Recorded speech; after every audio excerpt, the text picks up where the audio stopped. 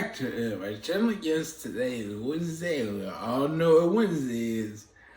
Spooky animation. But let's start with greetings. Come on. Hello, my name is Daniel. I'll be your host. Your guy in the chair.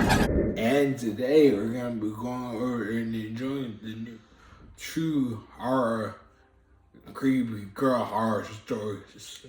So enjoy. So enjoy.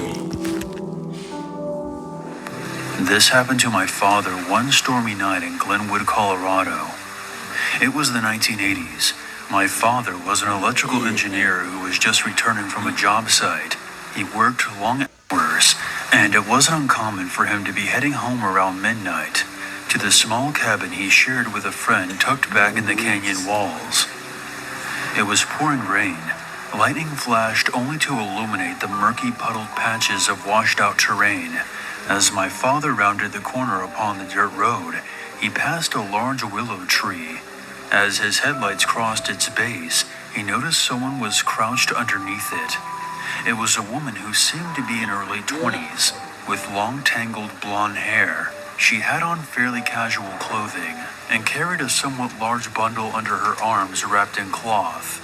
My father, being the gentleman that he was, decided to pull over and offered her to take shelter from the storm in his cabin just up the road. She smiled and thanked him. As she got into his vehicle, she explained that she had been on a hike through the canyon that day when the storm hit, and she had been caught off guard by the rain. Dad smiled and pointed out that she wasn't exactly wearing the best clothing or shoes to go on a hike. She laughed and said that she had left her place on a whim unprepared. He asked if she needed him to dry anything at his place, pointing to the bundle she held tightly under her arm. Her voice suddenly got very stern and stated no.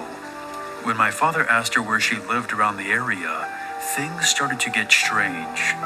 She started telling my dad that she had no friends or family in the area and was quite vague when asked about details of where she lived.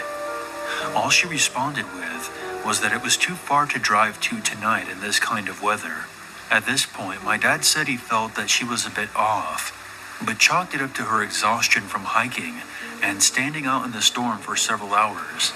As they entered the cabin, my dad remembered that his roommate had left that morning to take a trip out of town and wouldn't be back for several days.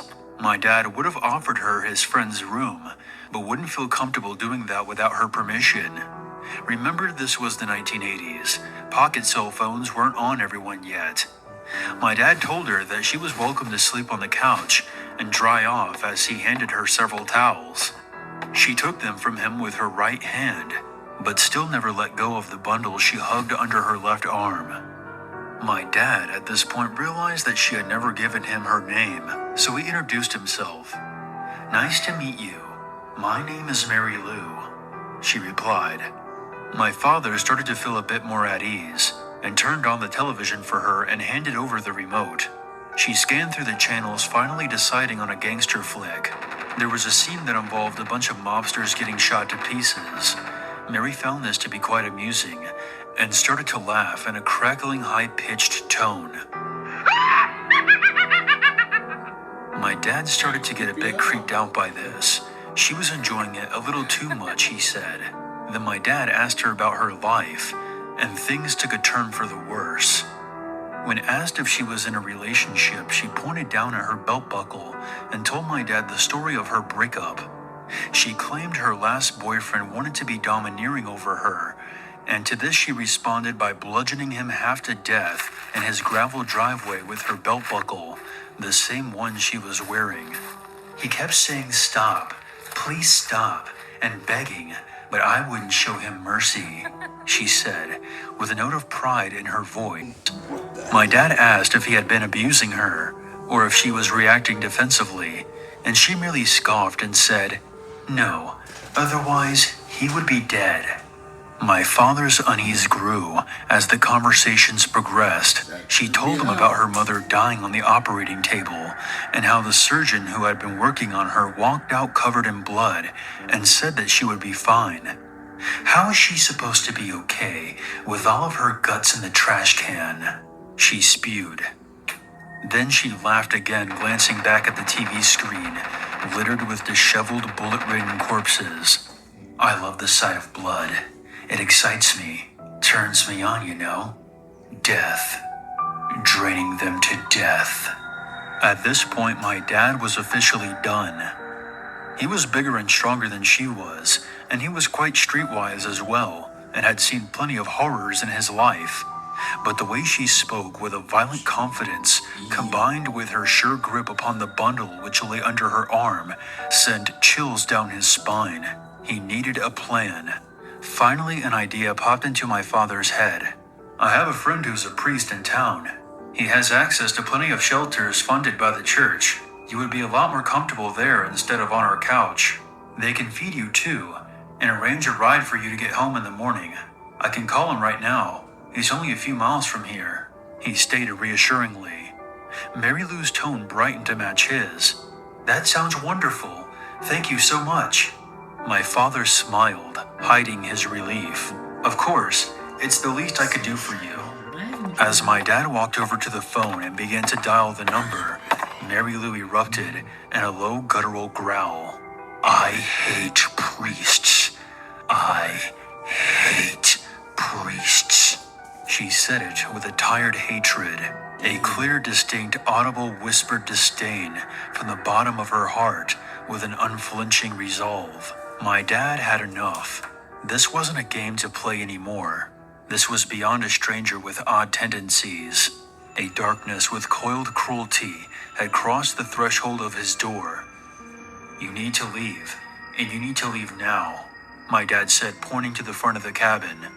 There's the door. I can't have you here and feel comfortable. I'm sorry, but the storm has stopped, and I hate to have you walk in the dark, but that's the way this has to go. Please leave. Mary Lou gazed upon him, expressionless, and finally just shrugged. My father walked her out, standing close to her in the event that the bundle concealed some type of weapon. He wasn't taking any chances. She smiled at him as she slowly walked onto the front porch. Goodbye for now. I'll see you when I see you, she said calmly. With that, she walked down the long dirt road. With a single streetlight upon its path, she looked back at him one last time before crossing the light and disappearing, enveloped by the darkness with no trace of her to be seen.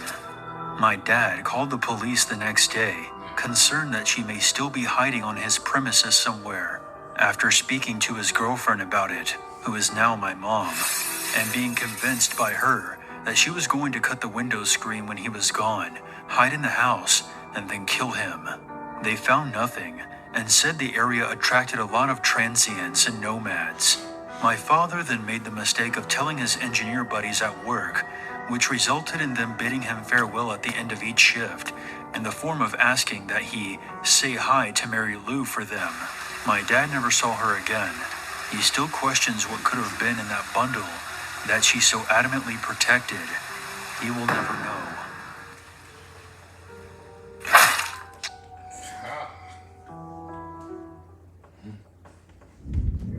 Hey guys, that was pretty creepy, and I hope y'all watched most of it, and then it's storming and say, oh, you gotta go get out now.